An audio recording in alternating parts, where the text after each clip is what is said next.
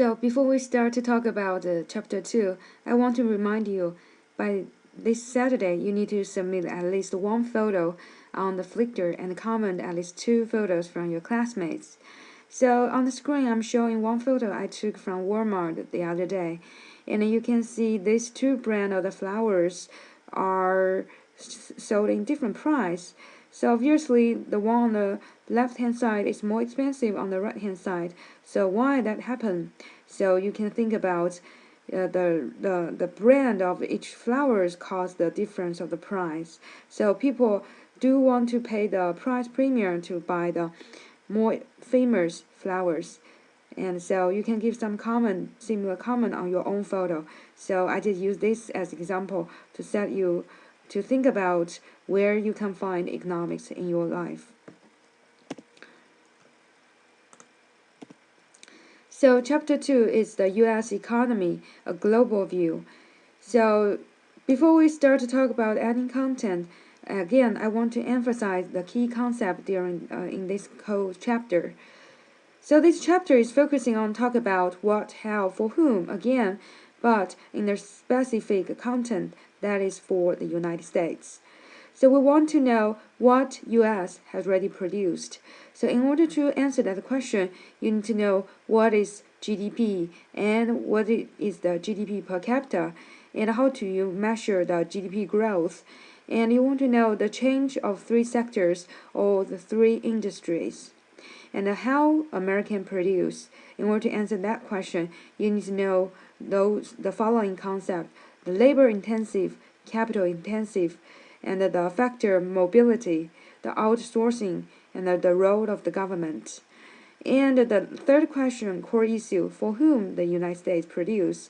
In that section, you need to know inequality and the taxation.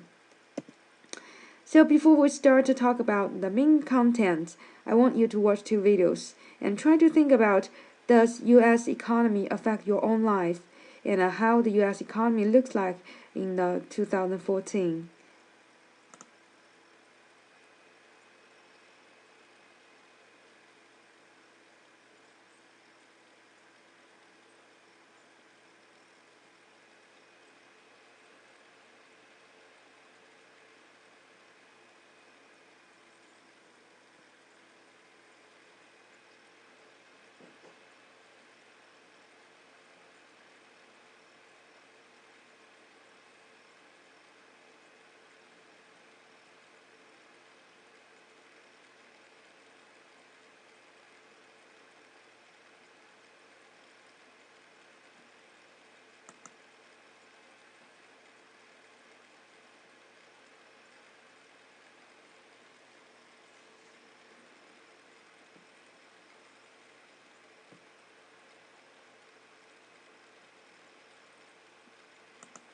College graduate with a degree, paying back more than $40,000 in student loans and working a minimum wage job. President Obama plans to raise the wage for federal contractors almost $3 to $10.10 an hour, and he wants Congress to do the same for the rest of the country. But what do those workers actually think? Olivia Prensel is a college grad making just over minimum wage as a Starbucks barista. Thanks so much for joining us on the show. I understand that you Thank did. you for having me. I understand you did go to college. 1 year of it was paid for with scholarship. You have 3 years worth, though, of debt. What was your degree in? Yes.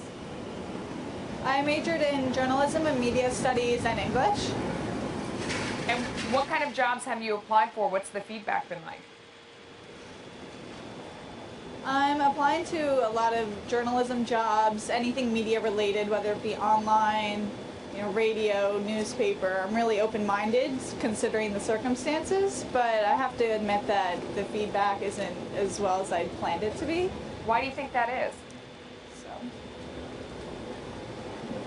I think part of it has to do with the tough world of journalism at the moment. Being a recent graduate, it's not the easiest to get a job in the journalism field, but then again, jobs in general are hard to get nowadays too. So I'd contribute it to that. You are in the exact situation that is the center of focus right now. Folks who have gone to college you know, with the thought that this would be the guarantee of a well-paying job when they got out, and you graduate and obviously you have debt, and now you're sitting here and you're working at a job where you don't need a college degree. You know, did you expect more from having a college degree?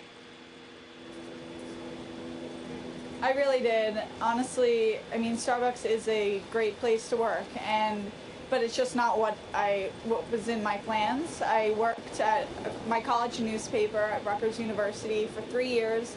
I worked my way up to be a managing editor and was there 50 hours a week. And you know, I worked that hard because I thought it was going to help me once I graduated to land a job in the journalism industry. And so when I'm at Starbucks, I'm, you know, a bit frustrated because you don't need a college degree for that, and I really want to apply what I paid for and what I love to do. So it is definitely frustrating. Yeah, absolutely. I can imagine. I mean, I myself too graduated from college looking for a job in journalism and took a minimum wage job when I graduated. It was in journalism though, so I can imagine your disappointment for now, although all work is good work, and we certainly respect you for, and everyone else, for every job that they do out there for sure. I wonder, I wouldn't ask you on national TV who you voted for if you hadn't already told our producers. And I know that you voted for President Obama. Do you feel like the fact that you graduated into an economy where even though you worked hard and you did internships and you worked at your school paper, you weren't able to find a job, do you feel like he bears any of the blame for that?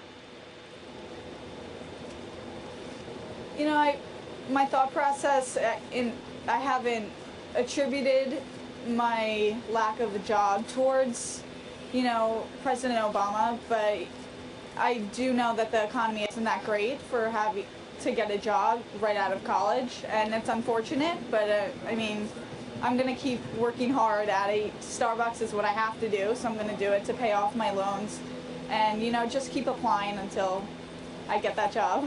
Do you have any plans to watch the State of the Union tonight? And you know, if so, what would you be listening for? I definitely do have plans. Once after this, I'll be headed home to watch it.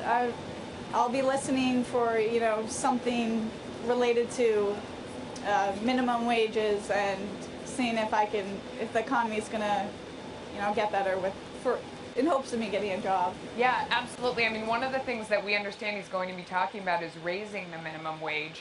Does that sound good to you, or do you worry that that means that your employer would cut some jobs or cut hours? Honestly, that sounds like a good idea to me, just because since I've started working at Starbucks, I've realized how difficult it is to pay my expenses. I'm really lucky to be able to live at my dad's house right now, so thankfully rent is not a concern for me. But I have $355 a month to pay for federal loans, and, you know, I'm just paying, you know, I'm just paying or getting each paycheck, you know, it's a lot of money, and Starbucks, you know, doesn't really support me as well as, you know, some other job would. Olivia, thank you so much. Based on my wage now. Absolutely. Thank you so much for coming on, and make sure you send your resume our way as well. We'll do anything we can to help you. Thanks for coming on. I know you're freezing. Thank you. Go back inside and have a hot coffee. Thank you so much. All right. So by looking at video, you should have some idea about how the U.S. economy affects your life, right? So when the U.S. economy goes well, it's not a big deal to find a good job. But when the U.S. economy facing a recession, and where everybody are worrying about to find a job, even not to say a good job. So the U.S. economy do affect our life, so we do need to care about the U.S. economy. So how about the economy thing about the economy in 2014? So let's watch another video. Well, despite the troubled healthcare rollout and numerous other setbacks for the Obama administration, the president says the economy is on the way up, poised for a major rebound in the new year. As we head into next year with an economy that's stronger than it was when we started the year, more Americans are finding work and experiencing the pride of a paycheck. Our businesses are positioned for new growth and new jobs, and I firmly believe that 2014 can be a breakthrough year for America. Doug McKelway is live in So the president has a hope for the U.S. economy. I think everybody should have. So for us, the students who are learning the economics, so our main job is first we need to know some basic economic concept. Then we can start our research by looking at the different news and looking at maybe looking some economic rich articles to get more understanding about how and what and how and for whom the United States economy works for.